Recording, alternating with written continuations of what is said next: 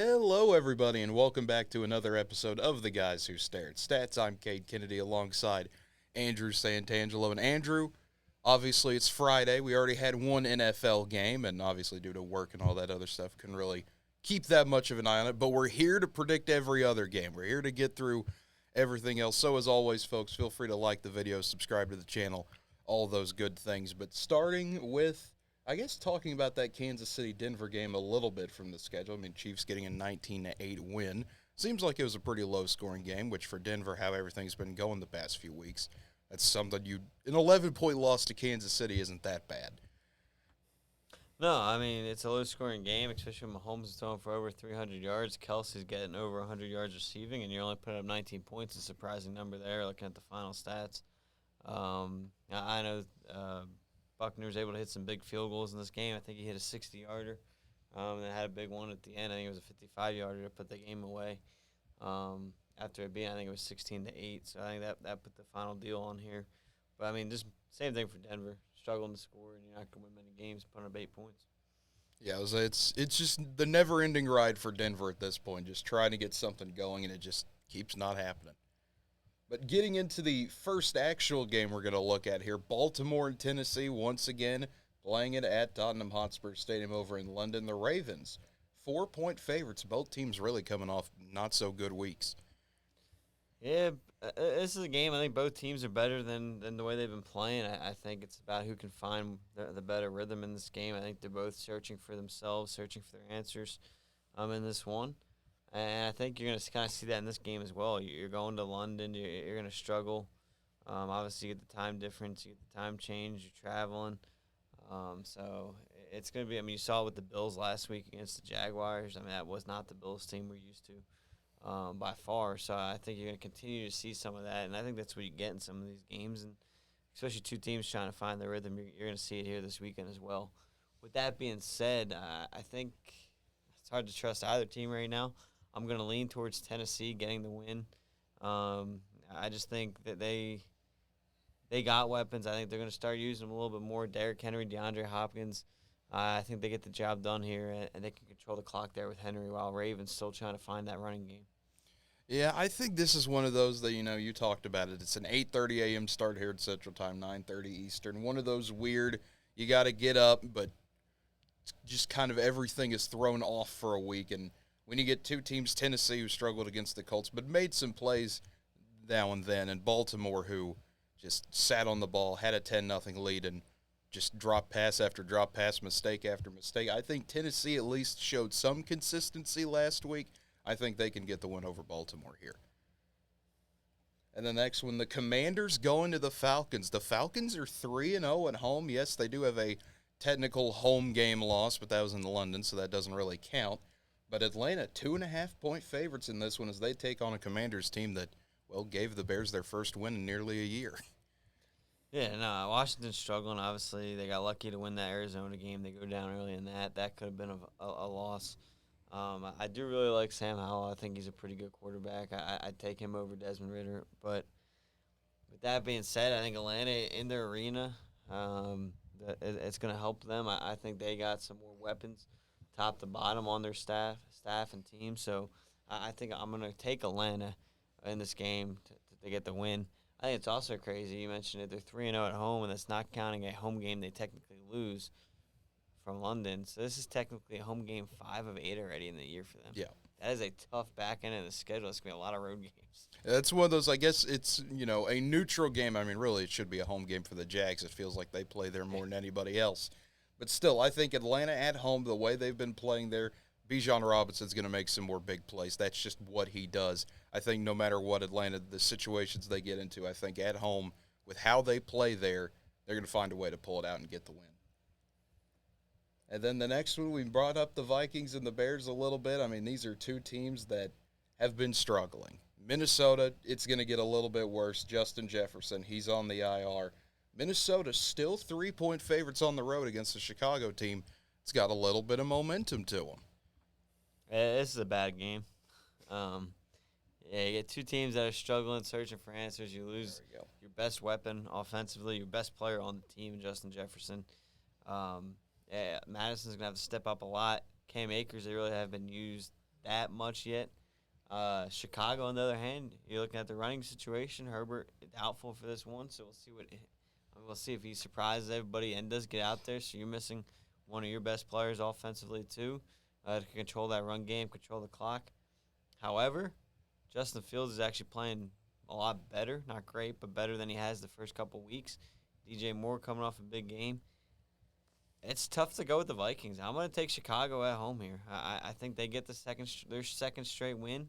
I think Minnesota, again, they're searching for answers. You lose your best player. That's going to be huge. You saw what happened when he went out last week, and they struggled to throw the ball. I mean, the whole dynamic of that offense changes. Kirk Cousins needs Jefferson. So I'm going to take the Bears at home. Yeah, this is one of those where you look at it, and I mean, the Bears, you look at some of their injuries as well. Khalil Herbert's doubtful. Roshan Johnson and Travis Homer both questionable. That's 3 running backs right there. I mean, Chicago's, their ability to run the ball still going to be a bit limited. Minnesota's ability to throw the ball going to be a bit limited with Jefferson. So it kind of comes down to who do you trust more to make big plays in Kirk Cousins or Justin Fields. Justin Fields is more mobile than Kirk Cousins. He has a bit of a hot streak going right now, like you mentioned, Andrew. I think Chicago can find a way to win this game, but at the same time, I just don't believe that defense's ability. I think Minnesota somehow finds a way to get a win in a close one. 3-0? Maybe. It might be one of those type of games. This might be – the over-under's 44. I don't know if it's going to get close to the over there. But the next one, the Seahawks and the Bengals. The Bengals, they finally got a win out at Arizona. Started to look a bit like Cincinnati. But Seattle's just sitting here at 3-1, but the Bengals back home, 2.5-point favorites. This is another intriguing game. I mean, obviously Geno Smith's continuing to play well. Like you said, Cincinnati's starting to figure some things out. We saw a big game from Chase last week. And I think that's going to continue in this game. I think Seattle coming into Cincinnati is going to struggle. I think that Cincinnati team's starting to figure it out a little bit. They've gotten a little lucky in terms of that division struggling out of the gate as well, so they didn't lose too much ground yet. And I think that's going to help them spark them a little bit. And I think Chase has another big week for this offense, and Cincinnati gets the job done in this game. And that's where I'm at. I think Cincinnati, we saw it last week, starting to make those big plays on offense and defense. Cincinnati's going to start figuring it out from here on out. They get the win here. But the next one, we talked about that AFC North a little bit, the Browns hosting the Niners. The Niners coming off an absolute just beat down of the Cowboys last week. Niners 10-point favorites in this one. An over-under 36. This is the lowest over-under of the week. Yeah, and you got some bad weather expected in this game, so it's going to get a little weird like that.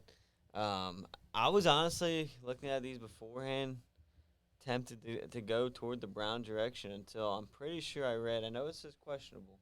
I'm pretty sure I read Deshaun Watson's going to be out in this game, or expected to be out, which I think that causes all type of problems for Cleveland. And I think it's not going to go well for them. I think it's going to be a low-scoring game.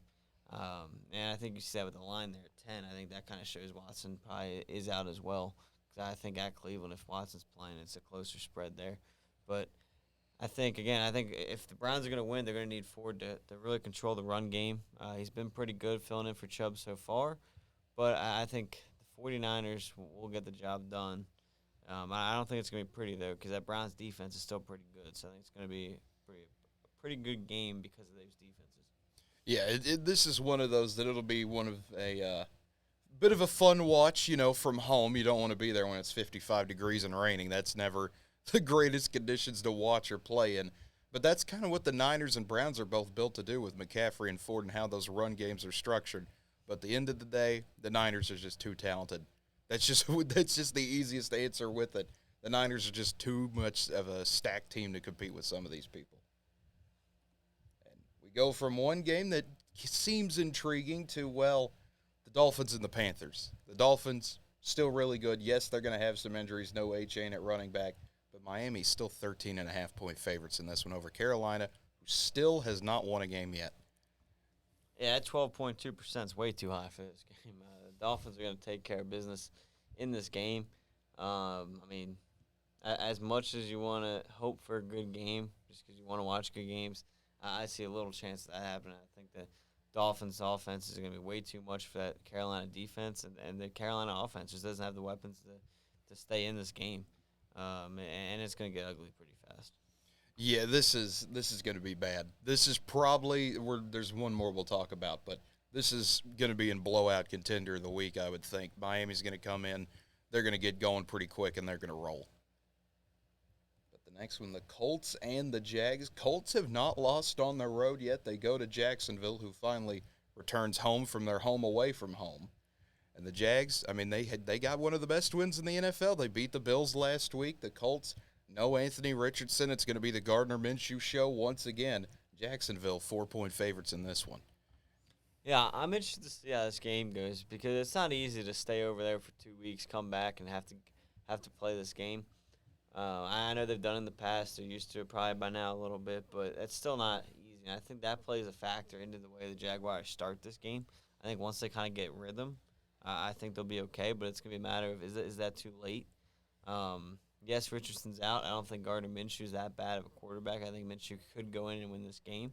It's obviously got a lot of – I know it's only week 6, but this does have a lot of implications here. You're both 3-2 in the division. So this is for sole possession of first place right now through week 6. So it's going to mean a lot to both these teams. You got to go out and find a way to get the win.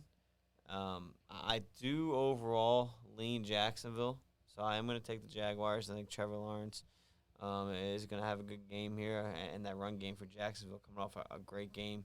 And from is it Nede? I don't know. But he had 3 touchdowns last week, so he's coming off a big game. So I think they continue that, and Jacksonville gets the win. Yes, with how ETN's been playing in the run game, he's been just fantastic. However, Jacksonville, my one complaint with them, they kind of seem to be a play-to-your-level type of team. When they play the Bills and the Chiefs, they've looked really good at times. When they played some other teams, not so much.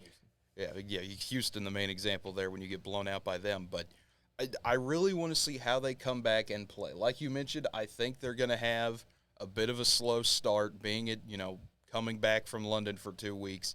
I think the Colts are able to capitalize on that a little bit, and if they can keep some momentum, I like Indianapolis to win this game and get the big upset here. And the next ones, we talked about the Texans. Here they are. They're back at home playing the Saints, and you look at the Vegas line, it's only 1.5 in favor of New Orleans. C.J. Stroud, the all-time record holder now for, just what an amazing start. Not throwing an interception in his first 186 passes. That's pretty good. There's one other guy who got kind of close. His name was Tom Brady. Yeah, this Houston team is honestly playing a lot better than I think myself and a lot of other people thought about. And I think you've seen that. And CJ's got off to a phenomenal start to his career, phenomenal start this season. Collins has been a very good wide receiver for him this year. We saw Collins develop last year, and he's taking that next step this year. Honestly, Saints are so up and down. I think Houston gets the win here. I think they even the record, get to 3-3, and I think I don't know what week we start considering them in conversation for that division, but if they're 3-3, obviously you have the winner of the Jacksonville game, and you're gonna have a 3-3 team there from the loser, and then you have a 4-2 team, and it'll be a 1-game division race there. So this is gonna be an interesting race down the stretch, especially because you can't keep Tennessee out either. So those 4 teams are really gonna have to battle. But yeah, I think Houston finds a way to get the win at home here. And that's where I'm at. Houston has been one of these stories of the season. They've been fantastic to see what they've done so far. Like you said, I don't think anyone really gave them a chance to be good. You're thinking of a rebuilding year, and I agree with you. I think they're going to be 3-3 at the end of this. They're back at home. They've been making, they're going to feel bad about that Atlanta game. That was a game you had, and then just absolutely gave it away and let Desmond Ridder and company walk right down the field at the end.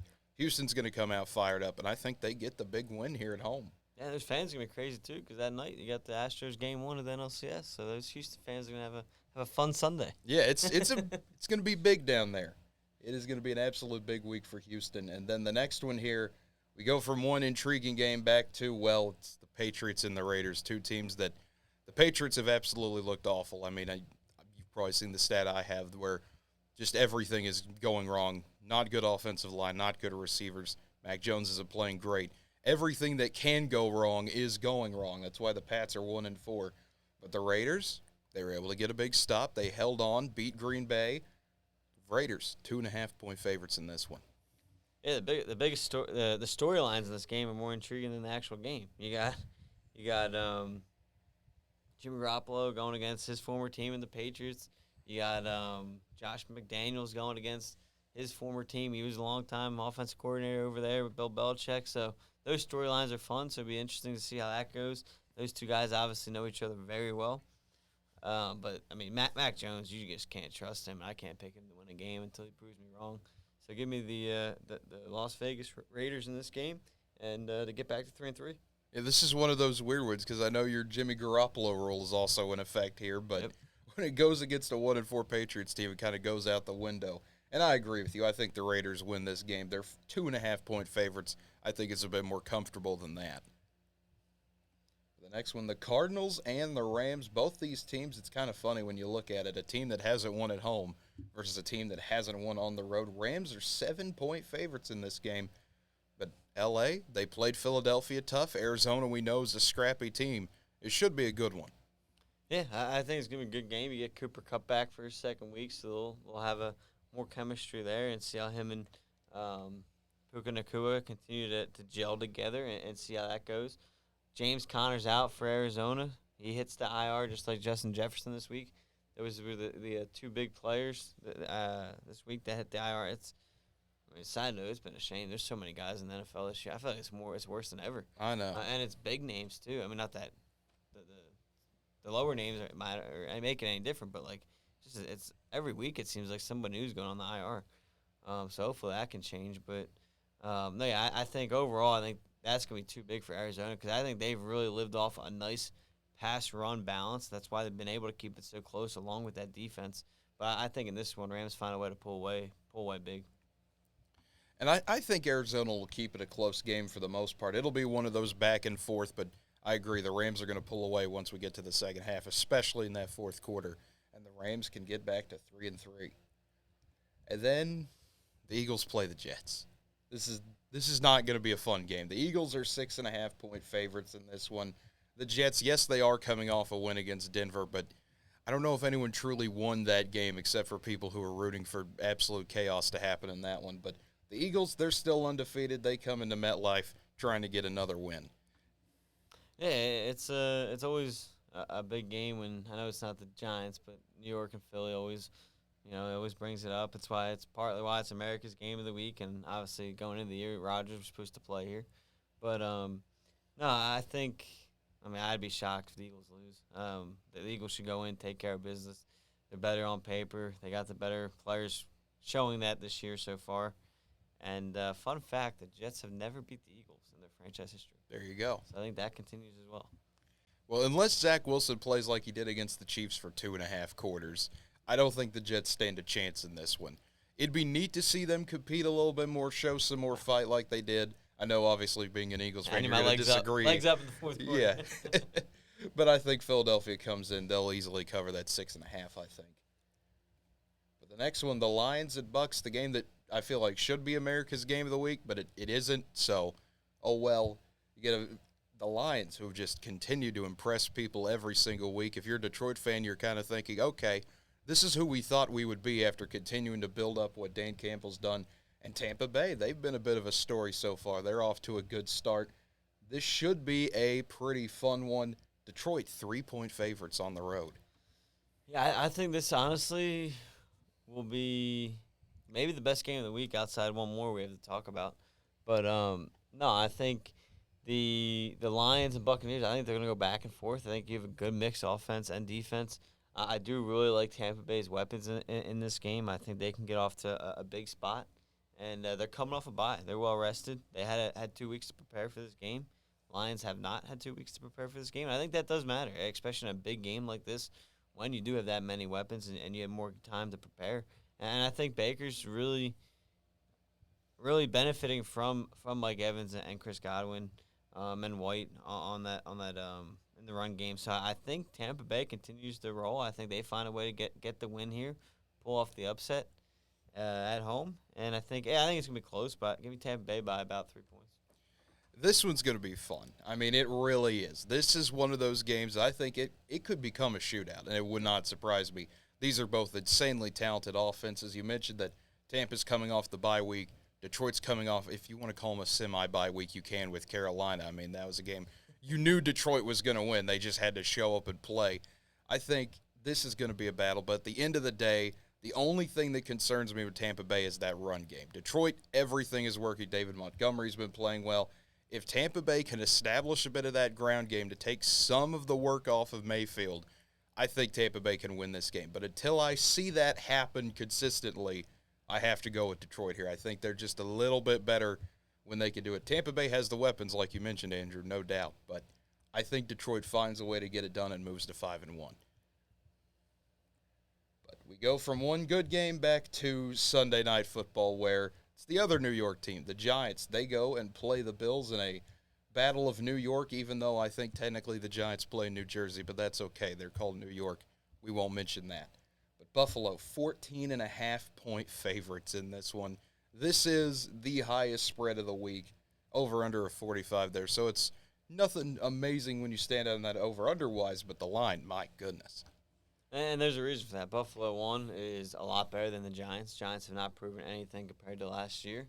And number two, Barkley's out and just ruled officially out is Daniel Jones. So you're missing your starting quarterback and your starting running back in this game, which means not the recipe for a victory, especially on the road in Buffalo against the Josh Allen team. So give me the Bills. I think they win big. I think they cover that spread, if not more. And I just think their offense and defense is way too much for this Giants team right now that's struggled all year. Yeah, I mean, the Bills are going to, especially with all that coming out, with no Barkley, no Jones, unless the Giants pull the upset of all upsets, I don't think it's going to be anywhere close. I think the Bills find a way to easily win this one. Let me just say this real quick, and I know Barkley's been out a little bit, but that shows you how bad the running back depth room is. Daniel Jones is your leading rusher in his week. We're going into week 6. Yeah, that's not good. Daniel Jones isn't a Michael Vick, isn't a Justin Fields, isn't a Jalen Hurts.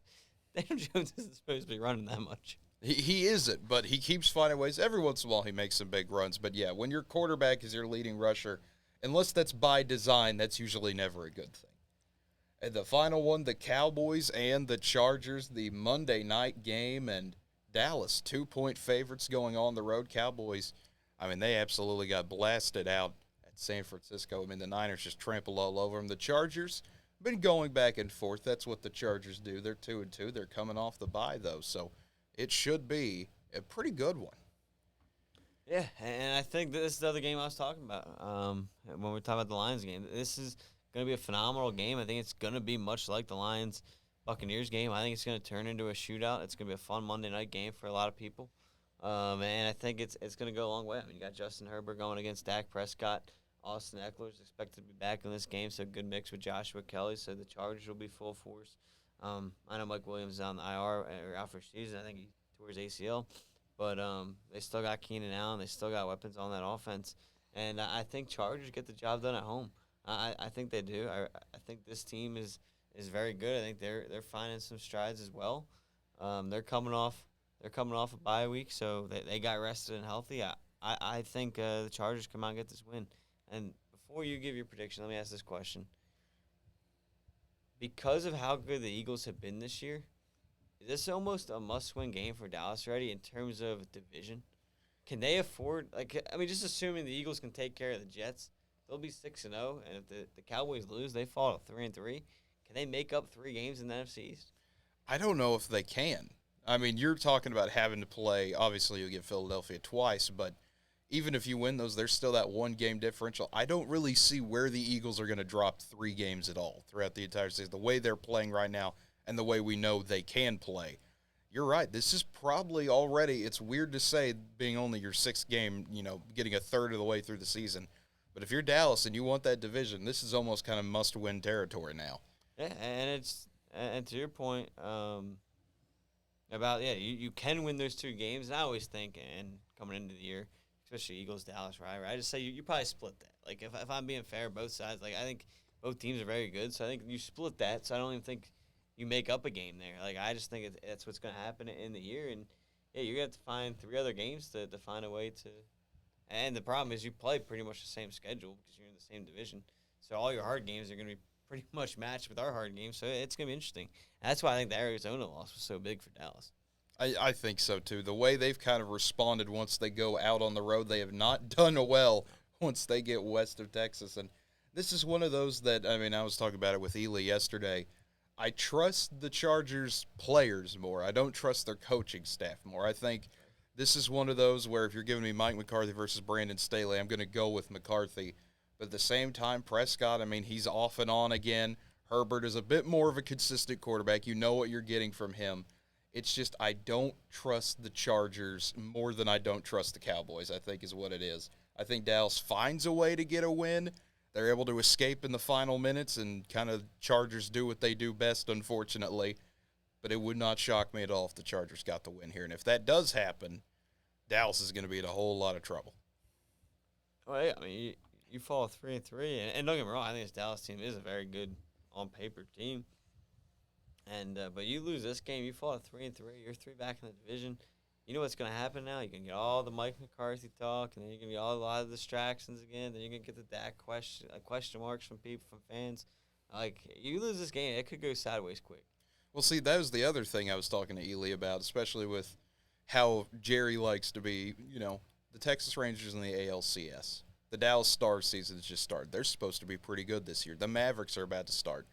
You don't want the Dallas Cowboys to be second fiddle to somebody. They're the Dallas Cowboys. If you lose this game, well, hey, the Rangers are playing the Astros. That's going to start to take priority, and we might start seeing some weird stuff happen in Dallas.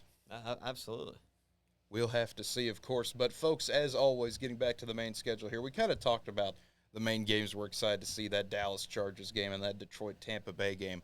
Those should be fun ones. Of course, games to not avoid, but if you're stuck watching them, I guess I'm sorry for you with that Minnesota-Chicago game. That's either going to be really fun or really brutal to watch, and I don't know which one it is yet. I'm trying to think. I haven't looked at the NFL map yet here in Alva, Oklahoma. I'm trying to think which game We're getting the Eagles game for the America's game of the week. I know that. So yeah, I just think what 1 o'clock games we're getting. Me being from Eastern. Yeah, you're East Coast time, so it's the 1 o'clock game. So going back to the noon games. Oh no, no. I don't know which game we'll get because we'll probably get Houston. That's where we're closest to. We'll see. The CBS single game, we're getting Seattle and Cincinnati. That's the main national game. And then the Fox early game, San Francisco, Cleveland's the national game. So those are what we're getting there.